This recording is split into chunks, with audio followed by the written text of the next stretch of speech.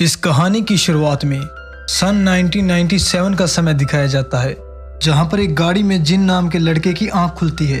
हर समय जिन अपनी माँ, अपने पिता और अपने बड़े भाई यूसुफ के साथ रहता है और तभी हमें दिखाया जाता है कि ये सब लोग एक नए घर में शिफ्ट हो रहे हैं। और जब ये लोग अपने नए घर में पहुंचते हैं तो जिन को ये घर जाना पहचाना लगता है, जबकि उसने पहले इस घर को कभी देखा ही नहीं था और उसे ऐसा लगता है जैसे इसने इस घर को पहले अपने अतीत में देख लिया हो। और फिर हमें बताया जाता है कि जिन का बड़ा भाई यूसुफ हमेशा से ही क्लास का टॉपर था और उसने अपनी ग्रेजुएशन भी एक टॉप यूनिवर्सिटी से की थी और वो खेल कूद में भी काफी परफेक्ट था और जिसने उसे लड़कियों के बीच काफी पॉपुलर बना दिया था। यूसुफ किसी भी प्रकार का कोई नशा नहीं करता था और वहीं दूसरी तरफ जिन एक एवरेज बच्चा था और उसे अक्सर मेंटल ब्रेकडाउन होते रहते थे और उसे दवाइयां लेनी पड़ती थी।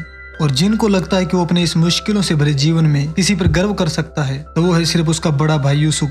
1 साल पहले कार एक्सीडेंट में यूसुफ का एक पैर टूट गया था, जिसके कारण अब वो लंगड़ा कर चलता है। अब जिन और यूसुफ को एक साथ एक ही कमरे में रहना पड़ेगा, क्योंकि पिछले मकान मालिक ने उसके एक छोटे से कमरे को खाली नहीं किया था जिसमें यूसुफ रहने वाला था। और रात को जब ये डिनर कर रहे होते हैं तो जिन को उसी छोटे से कमरे से कुछ आवाजें सुनाई देती है, लेकिन उसका परिवार ऐसी किसी भी आवाज को सुनने से मना कर देता है। और बाद में रात को जिन को उसी कमरे में तेज आवाजें सुनाई देती है और फिर वो तहकीकात करने के लिए आगे बढ़ता है। अब इससे पहले कि वो उस कमरे के अंदर जा पाता, उसका बड़ा भाई यूसुफ उसे रोक लेता है। अब यूसुफ अपने छोटे भाई को बारिश में घुमाने के लिए बाहर ले जाता है। अब ये दोनों भाई पास ही की एक पहाड़ी की चोटी पर जाते हैं। अब ये दोनों जब मौसम का आनंद ले रहे होते हैं तो यूसुफ के पास उसके पिता का कॉल आ जाता है और वो उसे जल्द से जल्द घर बुलाते हैं, और जिसके कारण उसे जिन को अकेले पहाड़ी पर छोड़कर जाना पड़ता है। अब घर जाते वक्त यूसुफ को कुछ बदमाश चारों तरफ से घेर लेते हैं और उसे किडनैप करने की कोशिश करते हैं, लेकिन यूसुफ उन्हें मुंह तोड़ जवाब देता है। और तभी इसी बीच जिन की नजर उस झगड़े पर पड़ती है। अब जिन भी अपने भाई को बचाने की पूरी कोशिश करता है, लेकिन वो बदमाश यूसुफ को ले जाने में कामयाब हो जाते हैं। अब घबराया हुआ जिन भागकर अपने घर आता है और मानसिक तनाव से निकलने के लिए वो सारी घटना अपने पिता को बताता है। और फिर जिन एक सपना देखता है जिसमें किसी से मोटे तौर पर कुछ पूछताछ की जा रही थी, और तभी जिन की आंख खुल जाती है और वो अपने आप को अपने माता पिता के बगल में पाता है। अब अगले सीन में जिन कुछ डिटेक्टिव से बात करता है और उन्हें उन बदमाशों की कार का नंबर बताता है। हालांकि वो डिटेक्टिव बताते हैं कि ऐसा कोई भी नंबर मौजूद ही नहीं है। अब ऐसे ही कई दिन बीत जाते हैं, लेकिन परिवार के पास फिरौती के लिए कोई भी कॉल नहीं आता। अब एक दिन जिन को उसी कमरे से फिर से आवाजें सुनाई देती है और उसे किसी से पूछताछ किए जाने वाला सपना दोबारा से आता है। तभी अचानक 19वें दिन यूसुफ वापस घर लौट आता है। हालांकि पिछले 19 दिनों से उसे कोई भी घटना याद नहीं थी। अब डॉक्टर्स का ये मानना है कि ये एक भूलने की बीमारी के कारण होता है और इसमें परिवार सिर्फ एक चीज कर सकता है और वो है इंतजार। उस रात जिन यूसुफ को बाहर निकलते हुए देख लेता है और इसके अगले दिन किसी कारणवश जिन अपनी दवाइयां लेना भूल जाता है। और नाश्ते के समय जिन यूसुफ से पूछता है कि कल रात को तुम कहाँ गए थे, जिस पर यूसुफ बाहर जाने से इनकार कर देता है। और इसके बाद जब यूसुफ बाहर जाता है तो जिन को कुछ अटपटा लगता है, क्योंकि यूसुफ लेफ्ट पैर की बजाय राइट पैर से लंगड़ा कर चल रहा था। आज रात जिन अपने स्टडी टेबल पर ही सो जाता है और इसी मौके का फायदा उठाकर यूसुफ एक बार फिर घर से बाहर जाने के लिए तैयार हो जाता है।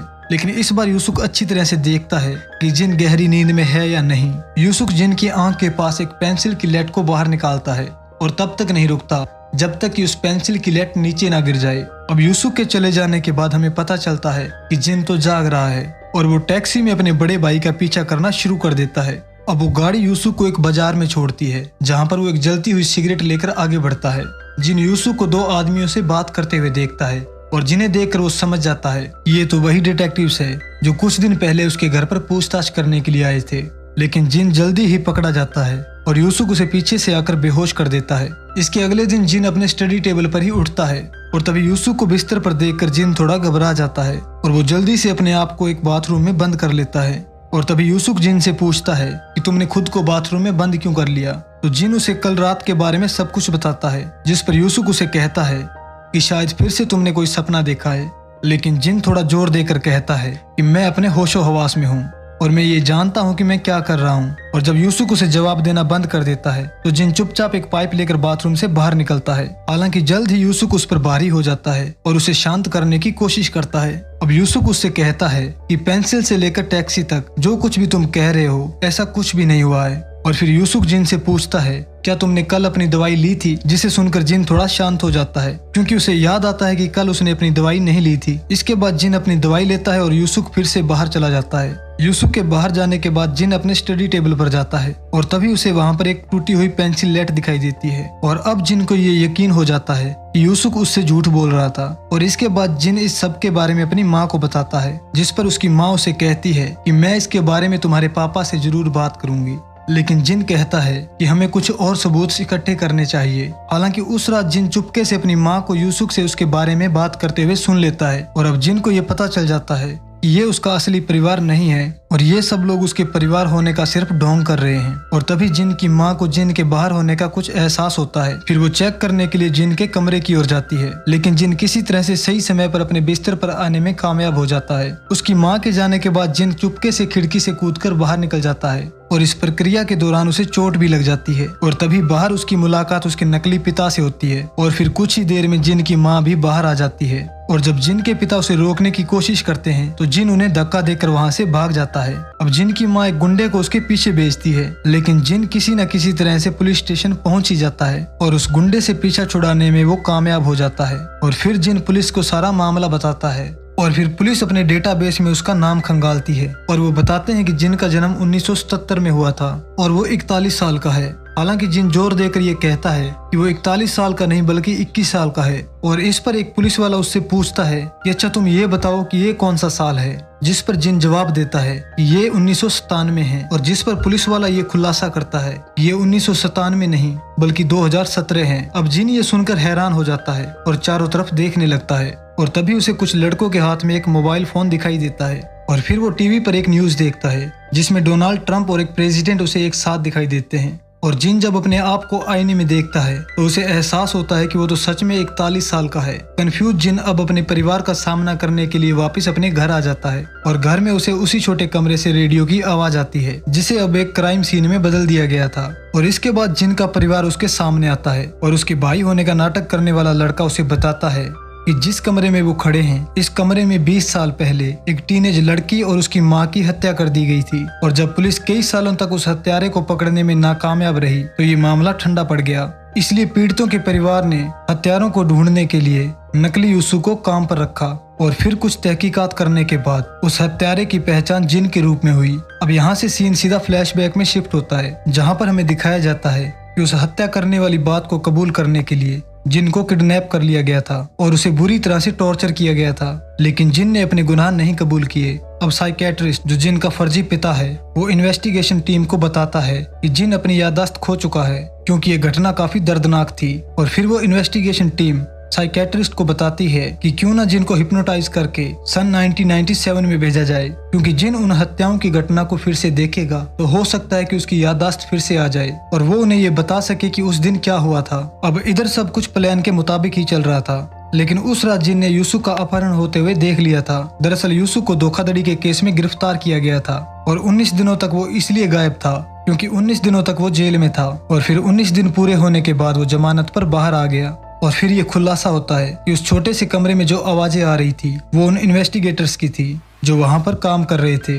अब कहानी वापस प्रेजेंट में आती है जहां पर यूसुफ जिन को कहीं ले जा रहा था जहां उसे उन 2 मासूम जानों की कीमत चुकानी पड़ेगी। अब जिन अपनी बेगुनाही बरकरार रखता है और उस कार से बाहर कूद जाता है। अब यूसुफ उसका पीछा करता है लेकिन आखिर में उसकी कार एक पेड़ से टकरा जाती है और वहीं दूसरी तरफ जिन को भी एक अजनबी ट्रक टक्कर मार देता है जिस कारण उसकी 1997 की याददाश्त वापिस आ जाती है। अब यहाँ से सीन शिफ्ट होता है और हमें इस फिल्म का शुरुआती सीन 1997 का दिखाया जाता है। उस समय जिन अपने बड़े भाई यूसुफ और अपने माता पिता के साथ था और तभी कार एक्सीडेंट में उसके माता पिता की मौत हो जाती है और उसका बड़ा भाई बुरी तरह से घायल हो जाता है। अब जिन को यूसुफ की सर्जरी कराने के लिए पैसों की सख्त जरूरत थी, लेकिन 1997 के क्राइसिस की वजह से ये काफी कठिन समय था। अब हताश जिन नौकरी की तलाश में ऑनलाइन जाता है जिसे एक अननोन व्यक्ति मैसेज करता है कि अगर वो किसी की पत्नी को मार देता है तो वो उसे मुंह मांगी रकम देने का वादा करता है, लेकिन जिन को घर में मौजूद बाकी 2 बच्चों को बिल्कुल सुरक्षित छोड़ना होगा। अब बताए गए घर पर पहुंचने के बाद जिन को उसकी अंतरात्मा इस काम को अंजाम देने से इनकार कर देती है। अब जिन यहाँ से जाने ही वाला था, लेकिन वो दोनों माँ बेटी उसे देख लेती है और जोर जोर से चिल्लाने लगती है। अब जिन घबरा जाता है और जल्दबाजी में वो दोनों माँ बेटी की हत्या कर देता है। तभी एक छोटा बच्चा बाहर आता है और जिन को देख लेता है, लेकिन जिन उसे वापस अपने कमरे में जाने के लिए कहता है और जब जिन वापस इस घर से जाने लगता है तो उसे पता चलता है ये तो उसी डॉक्टर का परिवार है जो उसके भाई यूसुफ का इलाज कर रहा था। अब जिन उस अनजान व्यक्ति से मिलता है जो असल में उसके भाई का डॉक्टर था और अब जिन ये जानने की कोशिश करता है इस डॉक्टर ने अपने ही परिवार को क्यों मरवाया। और फिर वो डॉक्टर उसे बताता है कि पैसों की कमी ने उसे काफी परेशान कर दिया था और उसने अपने बच्चों को बेघर होने से बचाने के लिए अपनी पत्नी के नाम पर कई सारे इंश्योरेंस पॉलिसी ले रखे थे। अब जिन ने ना कि उसकी पत्नी बल्कि उसकी बेटी को भी मार दिया था, इसलिए डॉक्टर उससे कहता है कि अब उसका भाई यूसुफ भी मारा जाएगा। अब इसको लेकर इन दोनों के बीच में फाइट होना शुरू हो जाती है और तभी गलती से जिन उस डॉक्टर को नीचे की ओर धकेल देता है और इस तरह से उस डॉक्टर की भी मौत हो जाती है। और इसके बाद फिल्म वापस प्रेजेंट में आती है और जिन अपने आप को एक हॉस्पिटल में पाता है और जो लड़का जिन को उस वैन में लेकर जा रहा था वो किसी न किसी तरीके से इस दुर्घटना से बच गया था और वो जिन को जहर देकर मारने की कोशिश करता है। लेकिन तभी जिन उससे कहता है कि मेरी याददाश्त वापस आ चुकी है और तभी वो आदमी ये खुलासा करता है कि वो वही छोटा बच्चा है जिसे जिन ने उसके माँ और बहन को मारने के बाद छोड़ दिया था। उसके माता पिता के मरने के बाद उसके रिश्तेदारों ने उसके सारे पैसे हड़प लिए थे और एक अनाथालय में थोड़ा बड़ा होने के लिए छोड़ दिया था। और अब वो जिन से कहता है कि उस दिन तुमने मुझे भी क्यों नहीं मारा, काश उस दिन तुमने मुझे भी मार दिया होता तो मुझे आज ये दिन नहीं देखना पड़ता। और वो जिन से पूछता है कि क्या उन हत्याओं की प्लानिंग मेरे पिता ने बनाई थी, जिस पर जिन उसे झूठ बोलता है और वो उन हत्याओं की जिम्मेदारी खुद पर ले लेता है। लेकिन वो लड़का उस पर विश्वास नहीं करता। अब जिन को यह एहसास होता है कि उसने सच में एक मासूम परिवार की जान ली थी, इसलिए खुद को वो एक जहर की सुई इंजेक्ट कर लेता है जिससे उसकी मृत्यु हो जाती है। और वहीं दूसरी तरफ उस लड़के को भी अपने परिवार के हत्यारे के बारे में पता चल चुका था, इसलिए वो भी उस हॉस्पिटल की खिड़की से कूदकर सुसाइड कर लेता है। और इसी के साथ ये मूवी यहीं पर खत्म हो जाती है। दोस्तों, अगर आपको ये मूवी पसंद आए तो चैनल को सब्सक्राइब करना ना भूलें। मिलते हैं अगली वीडियो में, तब तक के लिए गुड बाय।